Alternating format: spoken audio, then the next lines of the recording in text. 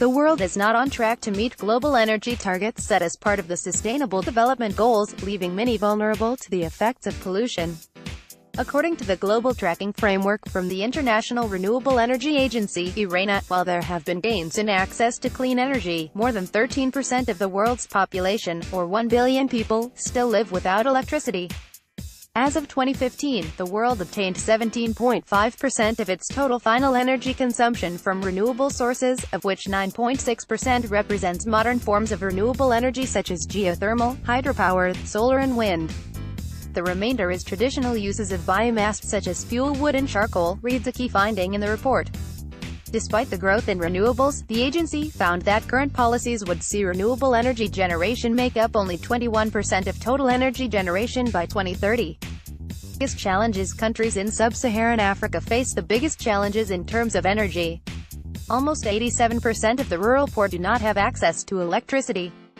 There is an urgent need for action on all technologies, especially on renewables and energy efficiency, which are key for delivering on three critical goals: energy access, climate mitigation and lower air pollution, said Dr. Fatih Birol, Executive Director of the International Energy Agency.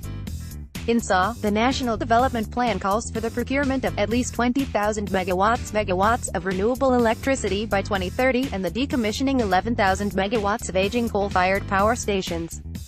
Currently, Eskom's Cliffwool wind farm has a capacity of 3 megawatts, while the Sero wind farm in Bredendal in the Western Cape has a capacity of 100 megawatts, compared to the 34,952 megawatts produced by 13 coal-fired power plants.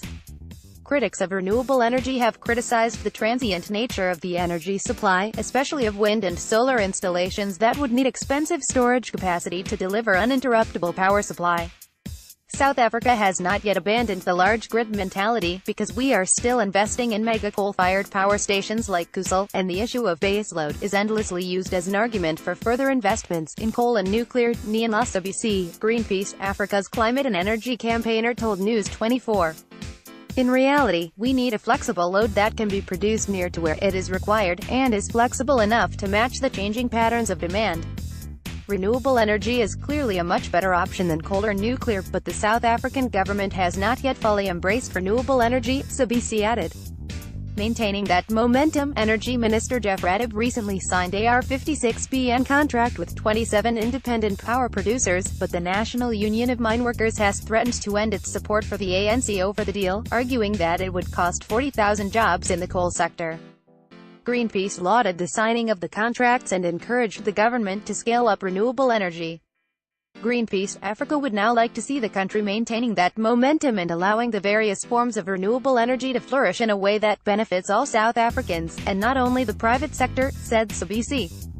However, National Energy Regulator of South Africa's draft plan on the registration of small-scale embedded generation may negatively impact on development of these small grids, as they would need to be registered under the draft plan, published on April 26.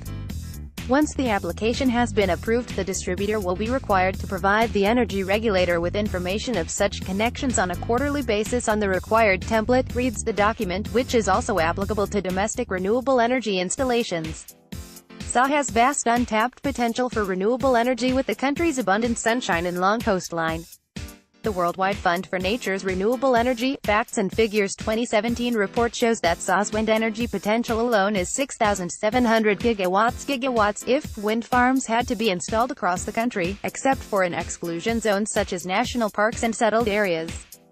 100 gigawatts of solar power capacity. Irena data showed that the deficit of electricity access in sub-Saharan Africa has decreased for the first time, as millions now have electricity through solar installations or mini-grids. In some regions, renewables as a share of energy generation made up 22.8% in 2015, and the agency singled out Brazil and the UK for substantial growth in the renewable energy sector. Renewable energy sector player Greenbyte recently announced that China was the first country to pass 100 gigawatts in installed solar power capacity. Source: News 24.